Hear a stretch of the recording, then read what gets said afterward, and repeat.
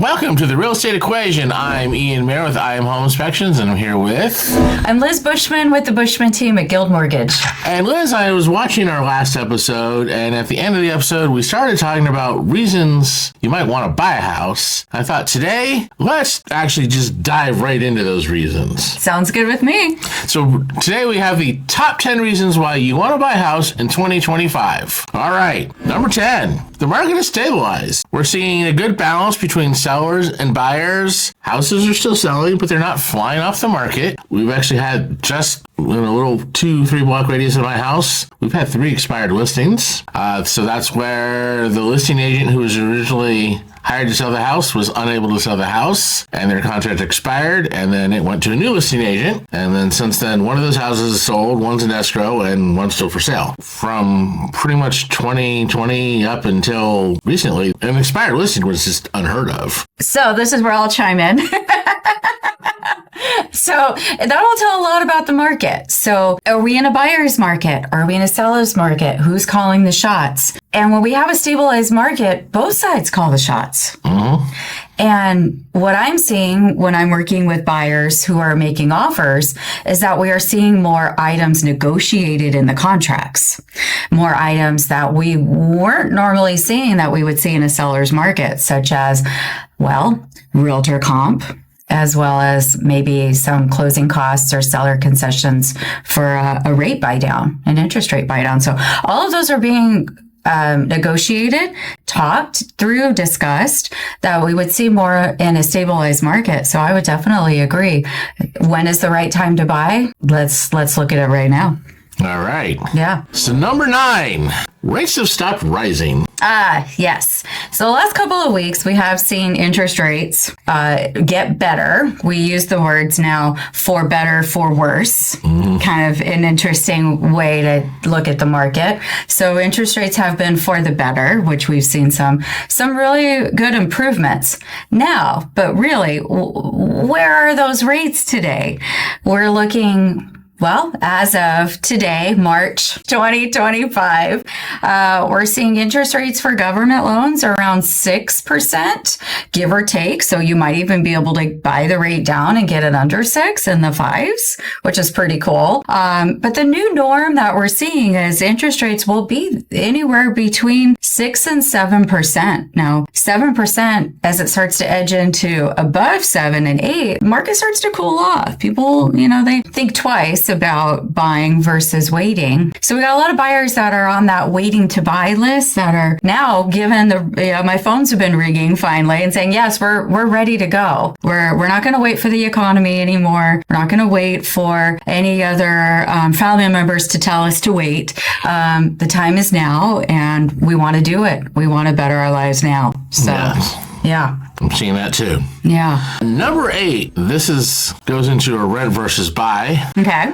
So rent typically goes up about 3% a year. We have rent control in LA County, and that does allow a 3% increase, and most landlords take advantage of that. So while a mortgage, if you get a 30-year fixed mortgage, your rate is fixed, and it never changes for the whole 30 years. So I did just some quick example math. So if your rent is $2,800 a month versus, say, a mortgage of $4,200 a month, you're thinking, well, that's a big difference. I can't afford that difference. But that rent keeps going up and that mortgage stays the same. So after 14 years, your rent will be more than your mortgage if you just keep the two the same, because the mortgage or the rent keeps going up and the mortgage stays the same. Now, after 30 years of living in your rental versus your house, you'll actually pay more in rent than you would have in the mortgage. Not by a huge difference. They both come out to about $1.5 million. You're not actually saving any from the rent. And then at the end of 30 years, you own the house and you don't have to pay it anymore. Whereas on rent, well, you're still renting. You're going to have to pay that forever. So, when looking at the math of rent versus buy, you got to take into account the fact that rents don't stay the same. They continually go up. Whereas once you lock in that mortgage, you're locked in. Okay. Now let me add something. Property taxes. We have to account for property taxes in our our calculations, and property taxes do two things. They have a cost of living increase, so those tend to go up. But also, what is tax deductible? Is rents tax deductible? No. So I don't want to jump too far ahead, but on a rent versus buy calculator, it will add in all of those features. And so while we're seeing here on a dollar for dollar calculation that 14 years would be to break even, we're seeing actually it's sooner than that because of two factors. How often do people refinance, or how often does the market allow a refinance, right? So you get a house today and let's say your interest rate's at 6%. Well, what if in September interest rates go down to 5.5% and you want to take advantage of that? Well, that's going to give you more cash flow. And so then it changes up the numbers a little bit. So you actually will break even a lot faster because, well, you have the house, but you got to drop your mortgage payment and drop your interest rate. So that does tend to make a difference. Right. Yeah. I just know that, when I first got my mortgage payment, I was like, whoa, that's high. And then all these years later, I'm like, whew, it's so low compared to rents right now. Yeah. I saved $1,000 a month in refinancing. That's $1,000 a month. It's crazy. I'm just talking about just holding on to the mortgage, not even refinancing, just holding on to the mortgage. Like my mortgage is now less than it would be to rent the house next door. And if you're not in a rent controlled building, in a lot of areas in the city of LA and the surrounding areas are rent controlled, you have to look at also some other factors of the rent may not go up 3% per year because it might be under rent control, but what's the condition of the property? Is it as modern as you would like it to be? So we'll talk about in our top 10 list, I don't want to get too ahead of ourselves, but ideally what you put into your home is your investment as well. So. Right. All right. Since you almost jumped ahead to number 7, we'll just go right to number 7. Tax benefits. Tax benefits are huge. What kind of tax benefits do we have for those that have a financed home? Well, you get to write off the interest, right? Mm-hmm. Mortgage interest. The mortgage interest is completely tax deductible. Your property taxes, well, you have to pay them to the city and county. You get to write those off your federal income taxes. Mm-hmm. And then there's something about mortgage loan points.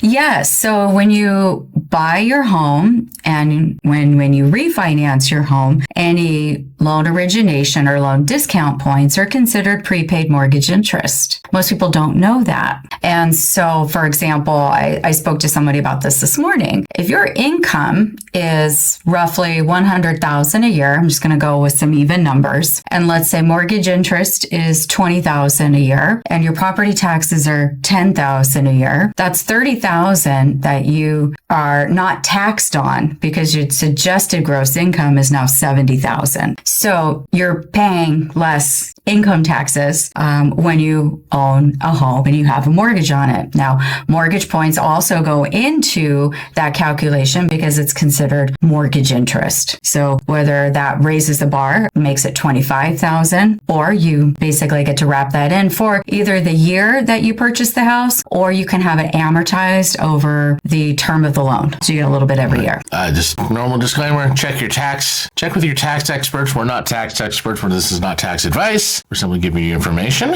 But yes, having those tax benefits every year for 30 years is really nice. And like I said, you get them for your entire loan, 30 years of lower taxes.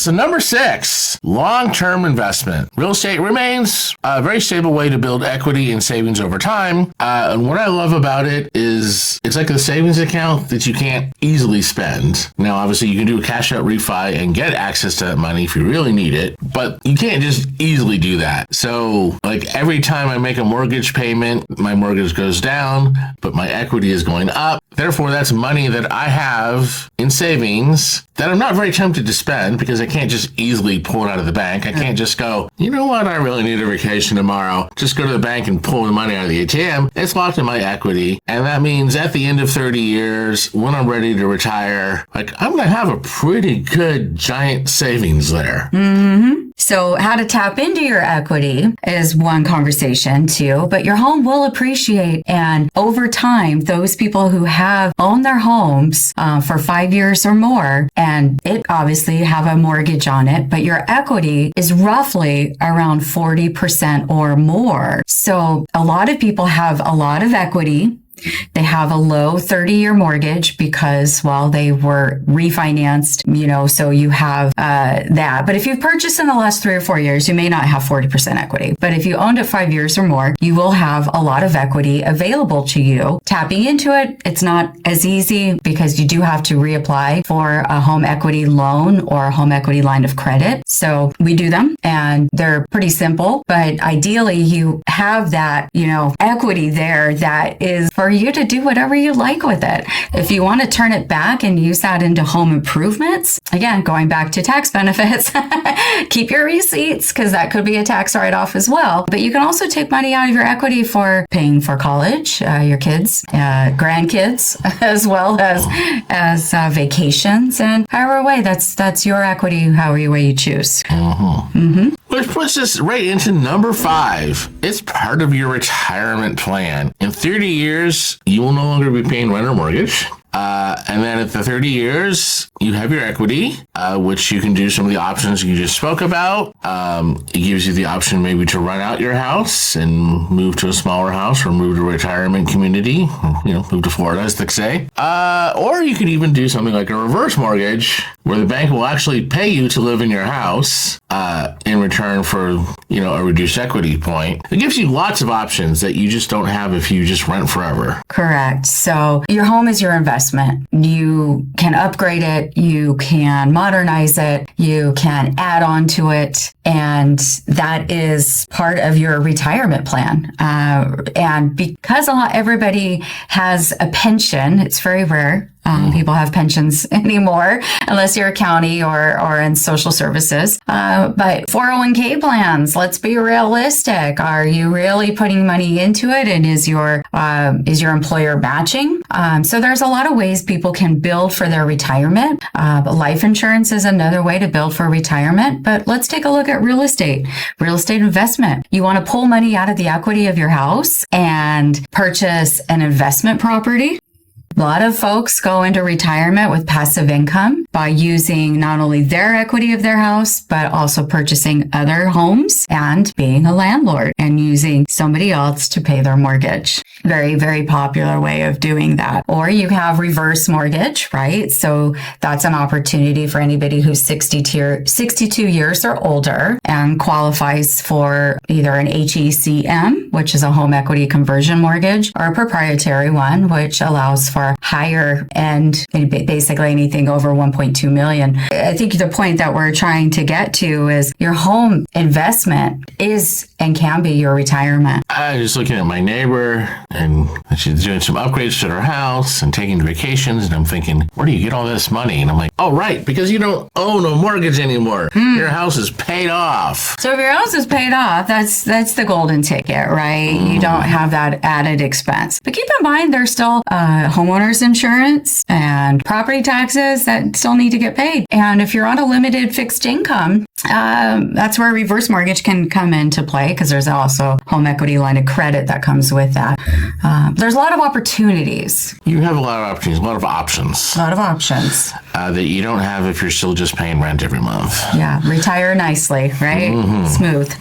Number 4, the mental freedom and flexibility to personalize your living space. And I think this is a very underrated part of home ownership, is just you can actually paint the walls whatever color you like. You can put a nail in the wall wherever you want. You can mount that big screen TV to whichever wall you want. You have a lot of options that you don't get when you're renting an apartment. And, it's kind of a mental thing, but it's a big thing. It is a thing. It's a very big thing. When I bought my house, I stood in the middle of one of the bedrooms. It's a 2-bedroom, so it was the extra bedroom. And I went, I can paint the walls whatever I want to, and I don't need permission. This is so cool. This is all mine. And there are feels that come with that. I'll be the soft one at the table today. There are emotional feels that come with this is yours, and it's all yours. So that flexibility, that emotion, that, if you don't like the color, you can paint over it. It's paint.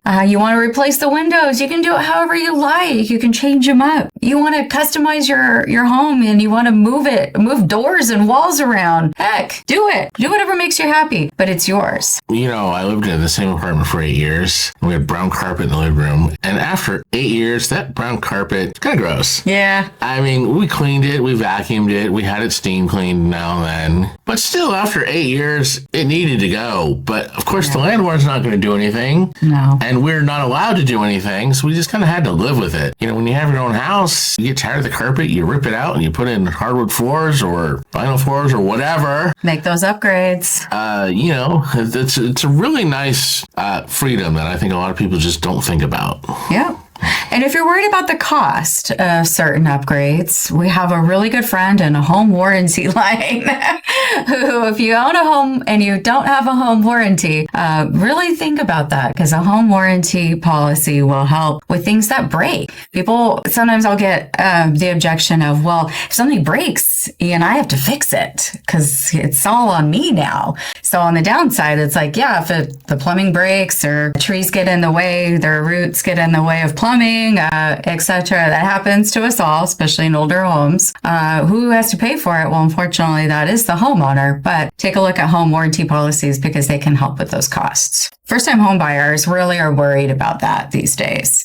And home warranty can come in and really help out with that. Despite the cost, though, the freedom to do it is nice because, I said, I lived in my apartment for 8 years. And after 8 years, we did notice the plumbing was starting to fail because it was an older building. And the landlord had no incentive to do anything about it. No, they don't usually. Because we were under rent control. And so, the landlord was just kind of like waiting for us to move.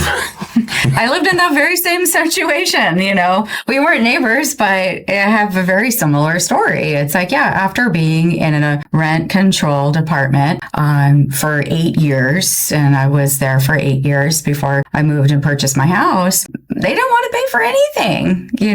They really didn't. And that's the word slumlord comes in, because they figure they can kick you out and get full, current market rent, and problem solved.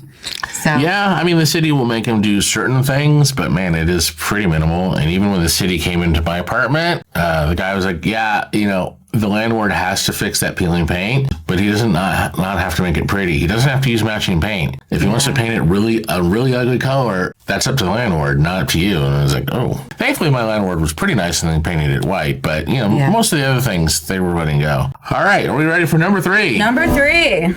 Prices in general only go up. It's really rare for real estate prices to go down. And when they do go down, it's usually very short and very temporary. Yeah. So I've been in my house 18 years. Prices did go down a little bit after I bought it, because I bought it right before the 2008 crisis. And prices did go down in 2008. Yeah, they did. But they didn't stay down for very long. And they bounced pretty much right back up. And now, they're significantly higher than they used to be.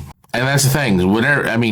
Whatever prices that you get when you're jumping into the house, it's going to seem high. But trust me, 5, 10, 15 years later, you're going to be like, oh, that was it all? That's all I paid? Yeah. So I purchased my house in 2019, right before the COVID pandemic. And it has gone up in value $300,000. Crazy. And in 2021, it went up 300,000 in just 2 years. So it did come down as the market did a correction, and it's right back up to the values that the estimated values that we see of what, homes are being sold in my neighborhood for. And I hate to say it, but there are a lot of people that waited too long and they get priced out. So here is the tip for everybody. If you're waiting for a bubble or the next crisis to occur, you're probably gonna see you're getting yourself priced out. And what I mean by that is as homes do appreciate in LA, it's around 3 to 5%. So on average, let's say 4. And you think about that, and the home you buy today, or you made an offer and let's say you decided not to go forward with it, you're automatically going to be paying for that house a lot more in the next year or so. Yeah, even with this market stabilizing, prices have stopped going way up. but they're not really coming down. Nothing significant anyway. No. So it's a good rule of thumb that we say in the mortgage biz: if you qualify, you buy. And it's a very, very simple tip, because again, really, your equity, your home appreciation, you don't have to do anything. You don't have to put any upgrades for your home to appreciate. It's all based on your market and how it's moving in that direction, and it's very competitive. So. Yes. All right. Number 2, inflation. Inflation, the big I. This is all on you. So, do we bring up the cost of eggs? No, that's a meme. But it is true. The cost of goods and services have increased over time. And that technically that's inflation. And when we have economic crisis, such as cost of everything is going up, mortgage rates as well as home values. There used to be a thing where somebody once told me, it was about 20 years ago at the bank that I worked at, if I gave you $1 today versus $1 tomorrow, which one would you take? The $1 today or the $1 tomorrow? And most people would say the $1 today, because it's worth more today than it is tomorrow. And that's just a general rule of thumb on money. So inflation, if you wait, for example, even on anything, like let's say you wait to upgrade your house and you're not quite sure if, you're waiting for prices to go down. Well, unfortunately, they haven't gone down. So it's better to make those upgrades now. Same thing, buy that house now, because prices will go up, and that, is also the previous one that we just went over. So inflation is real, and it's not going anyway. It's not going anywhere. The Federal Reserve will try to combat it and try to bring that number down. But they're looking at 2%. I think the last one that came out was 2.6. So we're almost there. But until then. Yeah, I mean, that ties back to what we said at number 8. Your rents can continue to go up, but if you get a fixed mortgage, it's fixed. Yep. And so this brings us to the number 1 reason why you need to buy a house in 2025, and that is, if not now, when? The sooner you get in, the sooner you're closer to paying it off. I'll tell you, so I've been in this house 18 years. So that means I have 12 years left. Now, when we moved in, I was not thinking 30 years in the future. I'm not thinking, oh my gosh, you can't even conceive of 30 years. But now that I'm more than halfway through it, that just gets me up in the morning. When I have a day of work problems, something going on, I just think, okay, but I only have 12 more years, and then I will not owe a mortgage any longer. And so every day you put it off is a day you're putting off getting to that endpoint. And I'm looking forward to that endpoint. Absolutely. So that endpoint is real, and you can pay it off faster if you put a little bit more towards principal each month. Oh yeah, you can shave that 12 years in half if you made an extra payment. But here's the thing: you're investing in yourself, and what's the best investment? That's you and your family, and delivering a better quality of life for you and your family. So you did that for your family. I did that for mine. And now let us help you.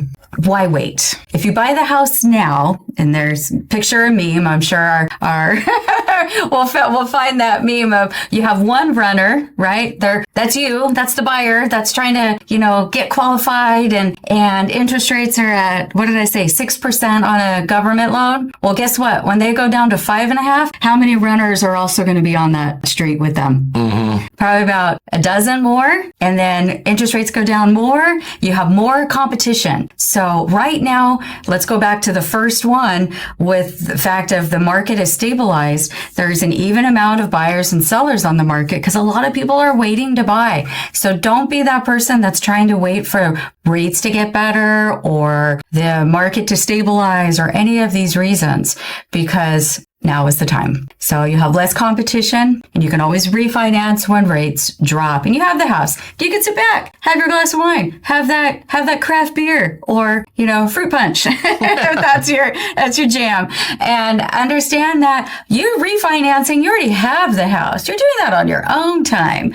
No one's telling you that you need to or etc. You already have the house. So while everyone else is scrambling to get their offers accepted and maybe paying more for that house, you already own it. You refi, easy peasy. So exactly. That brings us to actually the bonus thing you brought up earlier off camera was if you own the house, you can't get evicted. That's true. There's so many things a landlord could do. A landlord could sell the house. Yep. A landlord could decide they want to move in and kick you out. That's illegal. Yeah. I think there's certain family members, they can do that as well if they want to move in certain family members. And you just have no control over everything. But when you own the house, you have control and you just have to make the mortgage payments. But, the banks don't. Even though they could theory and kick you out for non-payment, they're usually pretty lenient and they give you time to get your act together. And there's, when things did happen in 2008,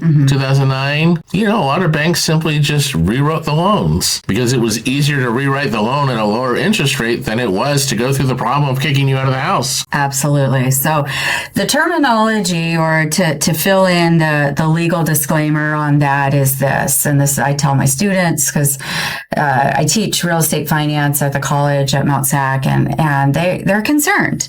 They're concerned about, well, if I own and this is my mortgage payment, I can't just get up and leave if I want to, or it's now my responsibility. So here's the thing. If you find yourself, and it's on every mortgage statement, by the way, but nobody reads the mortgage statement. They just make the payment. And Their statements. Their statements. They're given to you monthly. About 3 days after you make your payment, they recalculate your balance and send you a new statement. However, ideally, if you have trouble making your mortgage payment for whatever reason, call your mortgage servicer. It may not be the company that got you the loan, the originated company. They may have sold it. That's okay. Call the company that you make the payment to, because there could be, and there is, programs that you qualify for if you lost your job.